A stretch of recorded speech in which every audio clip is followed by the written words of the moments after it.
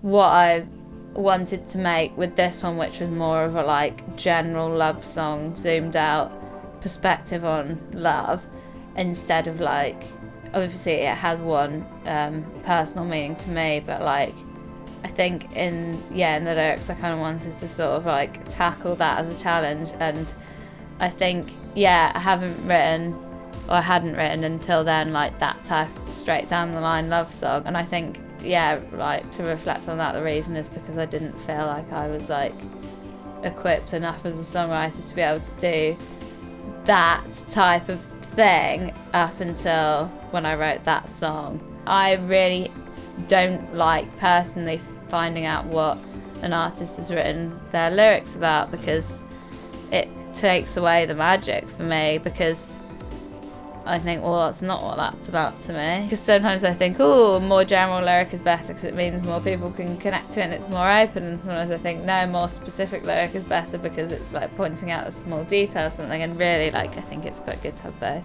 They're like very much been worked and reworked, and that's just kind of like how it was with this record, which isn't always the way that I write.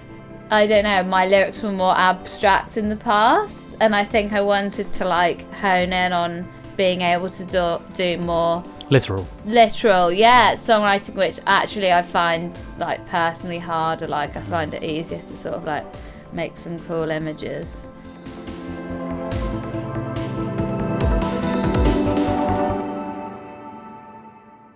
Rosa, thanks so much for joining us on The Hardest Part. Thanks so much for having me. So the audience are about to hear the track you just played for us in the studio, but maybe you could introduce the song and tell us a little bit about why you picked it as the hardest part. The song I'm going to be playing is Halfway Around the World, which is a song off my album, and my album's called Tell Me It's a Dream.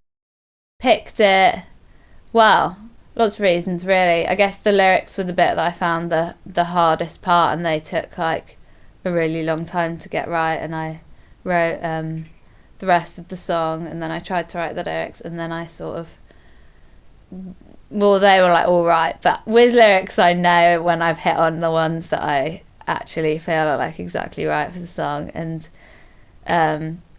then I spent like about a year and a half just sort of living my life, I guess. So the song took a long time, over 18 months. That's the case with all of the songs on the record. Like they're like very much been worked and reworked, and that's just kind of like how it was with this record, which isn't always the way that I write.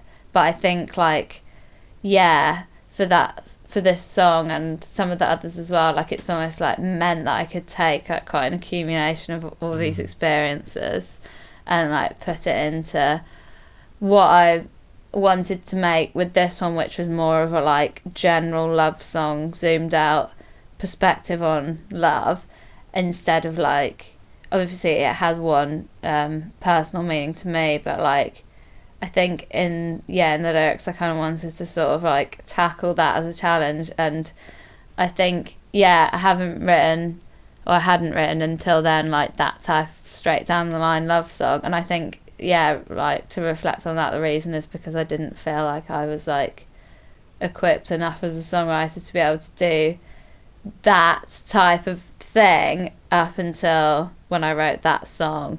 Because I think like, I don't know, do I even use the word love in the song? I don't know. I think there's certain words can't remember.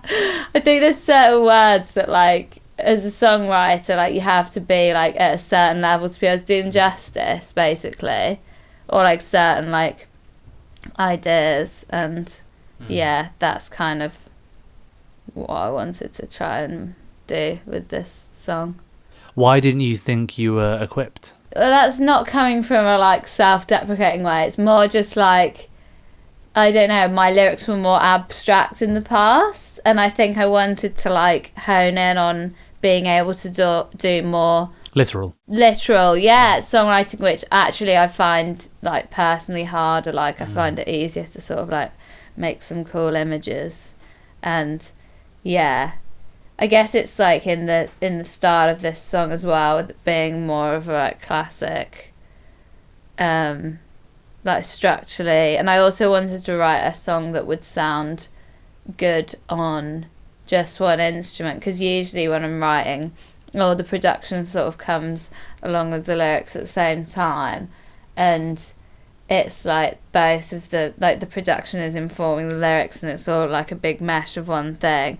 I've never sat down and I still haven't just like picked up a guitar and written a song like that. Like, I wouldn't be able to do that. Like, that'd be well intimidating for me.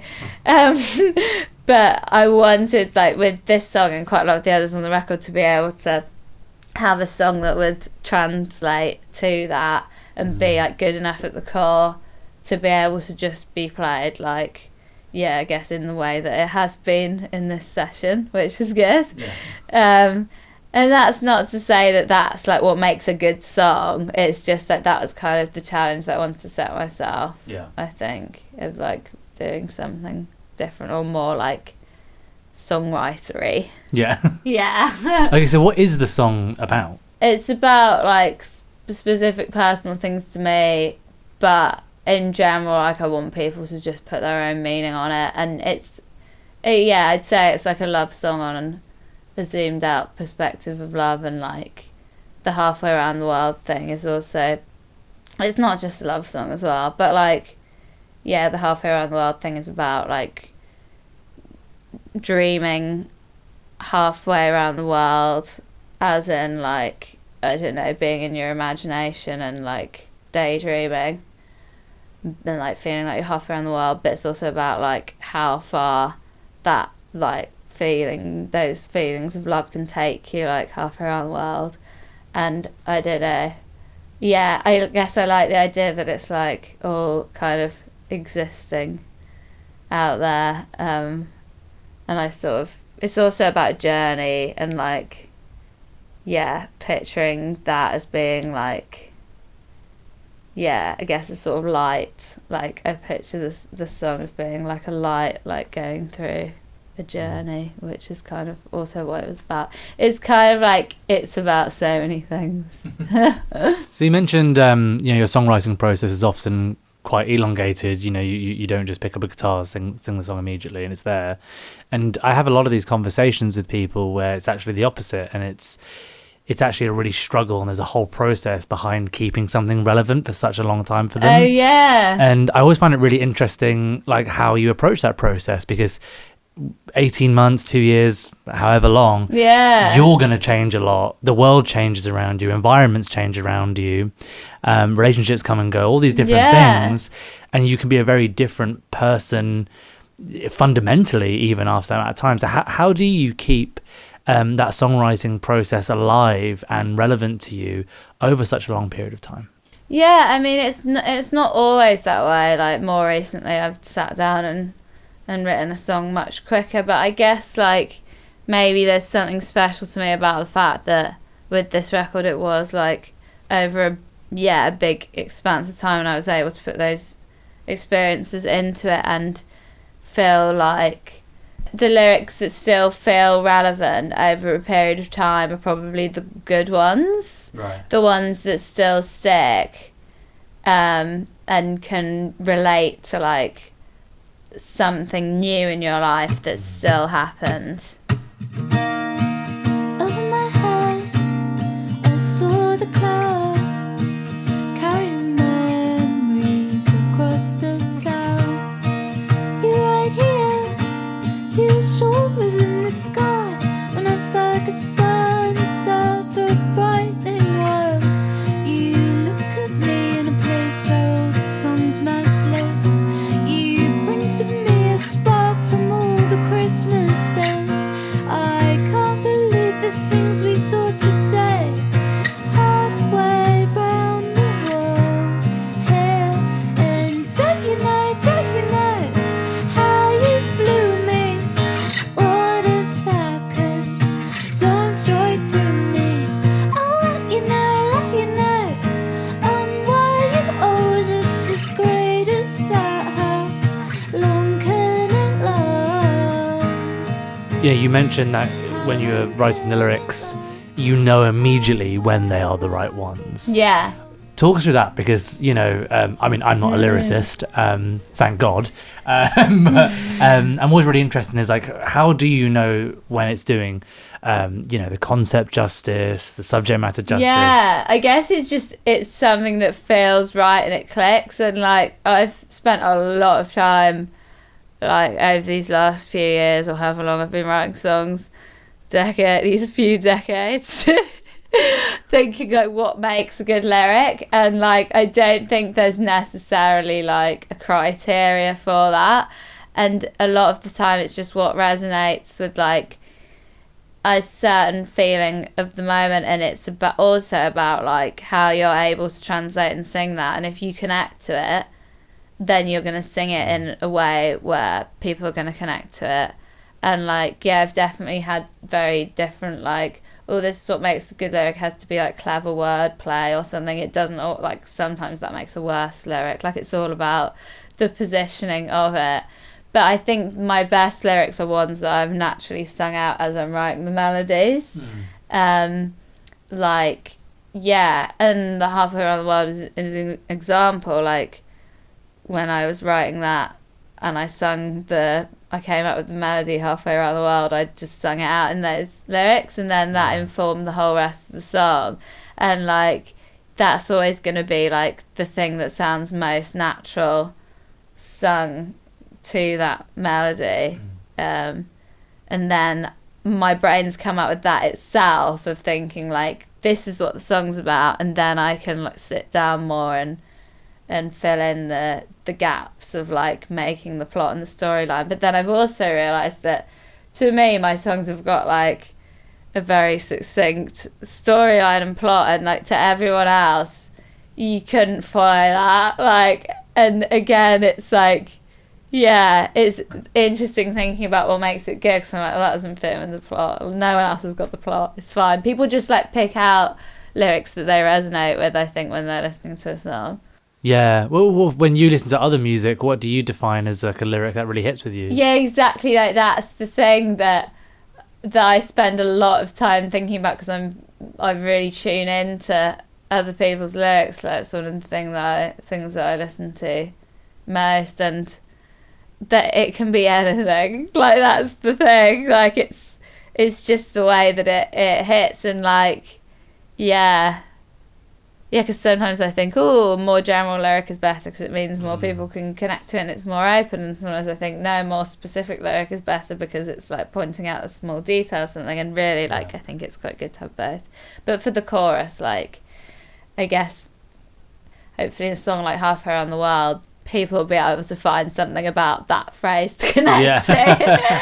And that's why I don't want to spend too much time saying, oh, this phrase is about this phrase is about that, because like that can actually take away from people's connection. I really don't like personally finding out what an artist has written their lyrics about, because it takes away the magic for me, because I think, well, that's not what that's about to me. So, oh, that's a shame.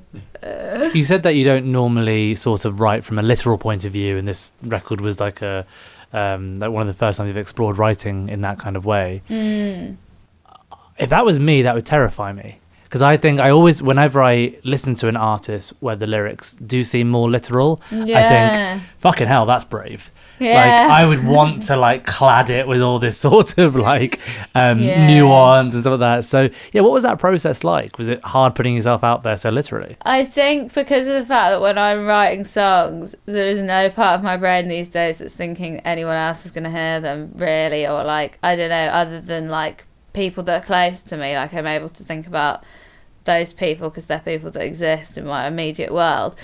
I'm not able to think about the idea that like anybody in the general public could listen if they wanted to, which is the point of releasing music. But because I'm just like sitting in my house, not really considering that anyone else out there could be hearing it, which I guess makes the songs better. Halfway round the world, round the world, round the world.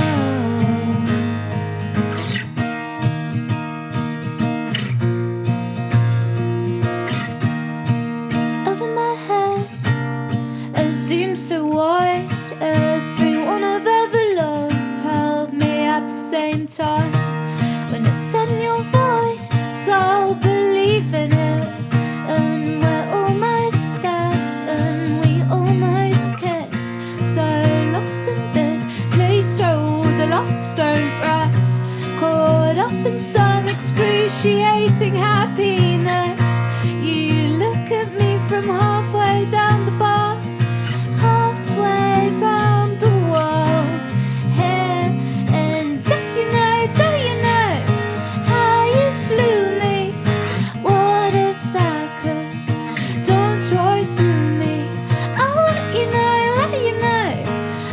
where you are. Great is that, how long can it last? I like to finish all these interviews with the same question, and one of my favourite things about speaking to artists and getting to do these sessions really personally, there's only handfuls in the room when you do them, is when we're setting up and stuff like that, you can sometimes have a chat about sort of some of the nuances in a song which can really change the meaning for the listener. And it came from this place where I really didn't like this song that everyone said that was really great, and then I heard an interview of the artist explaining a little bit about these nuances in the vocal delivery and a few single lyrics. What was the song? I can't say. Go on.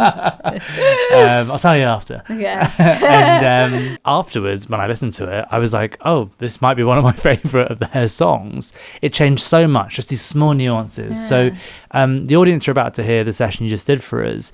Is there any small lyric you'd like them to pick up on, or any nuance in sort of how you deliver the song that's going to change the way that they perceive it?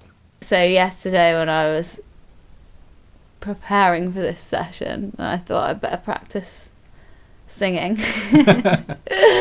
I practiced, and then I thought, because of the fact that this is a different version to like anything that we've done before with just Darcy playing the guitar and me singing, like usually we'd do it with bass and drums as well, and like some strings on track and that.